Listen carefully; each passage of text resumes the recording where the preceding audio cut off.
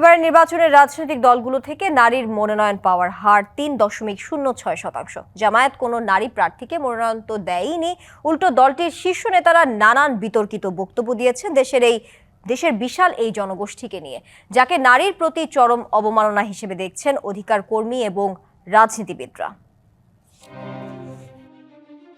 ৩১শে জানুয়ারি নিজের এক্স হ্যান্ডলে কর্মজীবী নারীর কাজকে অ্যানাদার ফর্ম অফ প্রস্টিটিউশন বলে পোস্ট করেন জামায়াতের আমির। কয়েক ঘন্টা পর অবশ্য একই অ্যাকাউন্টে পোস্ট দেয়া হয়, অ্যাকাউন্টটি হ্যাক হয়েছিল।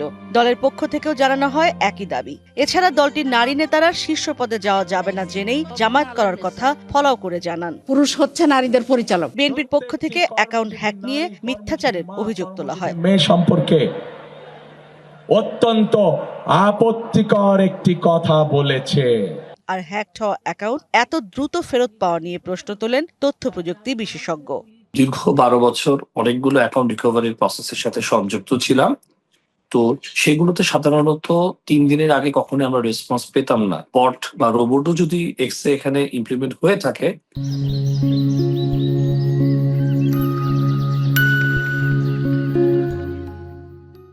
তারপরও ন্যূনতম 24 ঘন্টা থেকে শুরু করে 72 ঘন্টা, ক্ষেত্র বিশেষে 3 থেকে 7 দিন, 10 দিন এবং ওয়ার্স্ট কেসে 15 থেকে 16 দিন লাগে। মামলা করলে পরে ওনার ডিভাইসটা জব্দ করা হতো এবং সেই ডিভাইসেরকে ফরেনসিক করলে আমরা পুরো বিষয়টি পরিষ্কার করে জানতে পারতাম।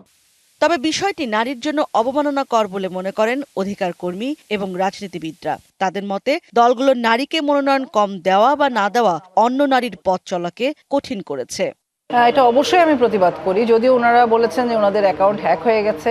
এটা আসলে কোনোভাবেই গ্রহণযোগ্য না এই ধরনের কথা। এটা যেই বলুক, সেটা হচ্ছে নারীদের শক্তিকে এক ধরনের ভয় পাওয়া আমি মনে করি। কারণ বাংলাদেশে 51% নারী, একটা সমাজে অর্ধেক অংশকে যদি আপনি ফেলে দিয়ে কোনো নীতি প্রণয়ন, আইন প্রণয়নের জন্য বাংলাদেশ গড়ার চিন্তা করেন, সেটা কখনোই হবে না। একই সাথে আমি মনে করি ওই দলের যে নারীরা, তাদেরও আসলে এই জিনিসগুলোর বিরুদ্ধে দাঁড়ানো দরকার। একটা কর্মজীবী নারীকে যদি কখনো বলে যে এই পতিতাবৃত্তির সাথে যদি তুলনা করে, এটা সারা বিশ্বের নারীদের প্রতি মর্যাদাহানি এবং মানবাধিকারের উপরে একটা আঘাত।